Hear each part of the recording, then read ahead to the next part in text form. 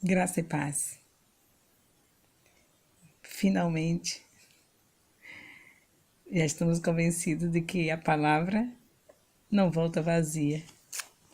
Com as nossas leituras em 1 Coríntios, capítulo 1, capítulo 2, capítulo 3, capítulo 4. Vamos para o 5º capítulo, já começamos, vamos continuar. Ficamos no versículo 5 do capítulo 5. E agora vamos ver o que diz o versículo 6 em diante.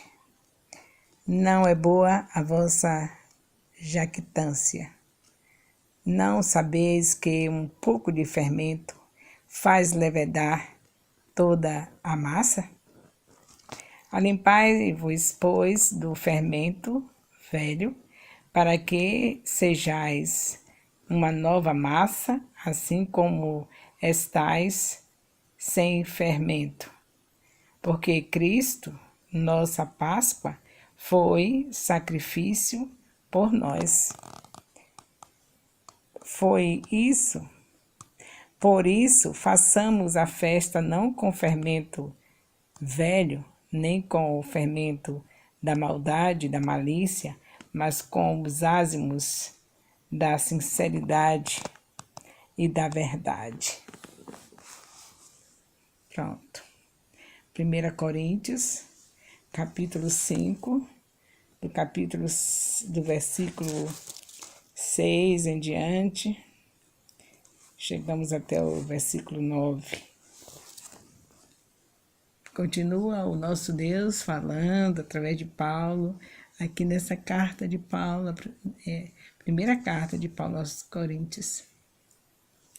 E nós acabamos de ver nesse início do capítulo 5, Paulo dizendo que deveriam tirar o homem que estava em pecado do meio da igreja, tirá-lo. E ele continua aqui, a partir do versículo 6, dizendo que um pouco de fermento leveda toda a massa. E que deveria não haver aquele fermento velho. Ele falando os símbolos, eu sei que quem está por dentro dos assuntos da Bíblia está sabendo do que Paulo está falando. Porque Cristo, que foi representado no Antigo Testamento com pães asmos, pão que não tinha fermento, ele foi representado como o pão da vida. Então, de maneira nenhuma, nós poderíamos permitir um fermento no meio da igreja, porque Cristo é um pão sem fermento, quer dizer, simbolicamente, porque ele não teve nenhum pecado, puro, santo, e morreu por nós. Ele é o pão que desceu dos céus. Se tratando de símbolo, o pão está simbolizando Cristo e sem fermento. E aí Paulo trata dessa simbologia, falando dessas coisas, para mostrar que a igreja não poderia ter alguém pecando no meio dela, sem se arrepender, sem ser punido, no caso, sem ser tirado do meio da igreja. Se houvesse um arrependimento, mas Paulo descobriu que o homem estava em pecado, ele não veio confessar o pecado. Foi descoberto e ele estava falando com a igreja de Coríntios através dessa primeira carta, desse capítulo 5, para que fosse tirado. Porque, queridos, quando a gente peca e a gente confessa os pecados, é uma coisa, mas quando a gente precisa que alguém vá e descubra e depois é sinal de que não estava disponível para estar vivendo nesse convívio da igreja. É o caso que Paulo fez com esse homem aqui.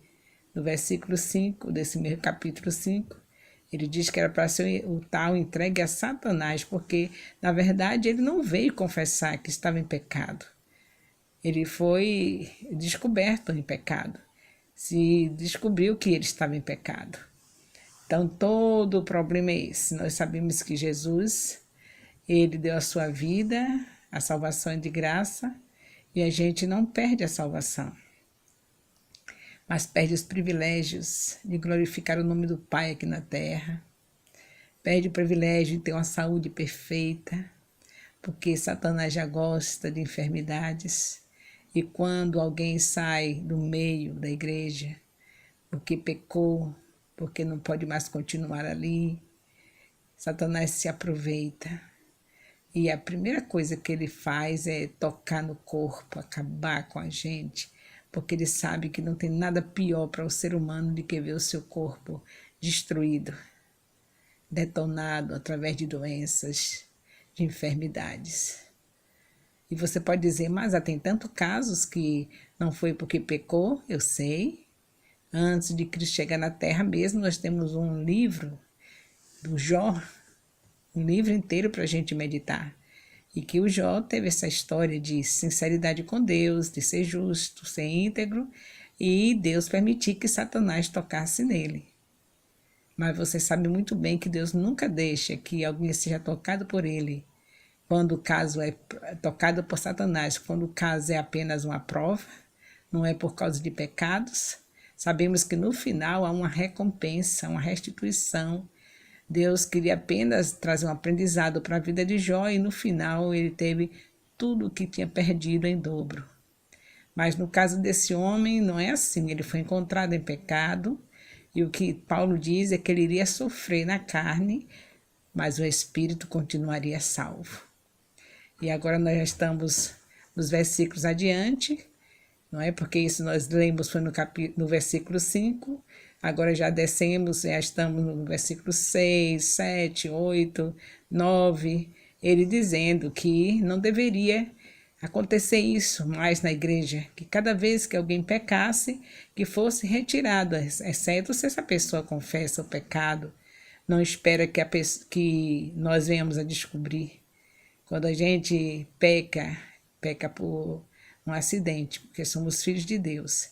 E imediatamente nós sentimos a dor de estarmos traindo ao nosso Deus, de estarmos envergonhando o nome dele e procuramos logo nossos líderes e confessamos. Mas quando não acontece isso, não é que perca a salvação, porque a salvação é para todo aquele que confessa Jesus como Senhor da sua vida, mas não perde a salvação, mas perde os galardões que tem direito aqui na terra. Então, procuremos a santificação. É o que diz Hebreus 2, o livro dos Hebreus, a carta aos Hebreus, diz que é para estarmos buscando a santificação e a paz com todos, porque sem a qual ninguém verá a Deus. Somos salvos, agora estejamos a cada dia maleáveis para o Espírito Santo santificar-nos, porque o nosso Pai é santo.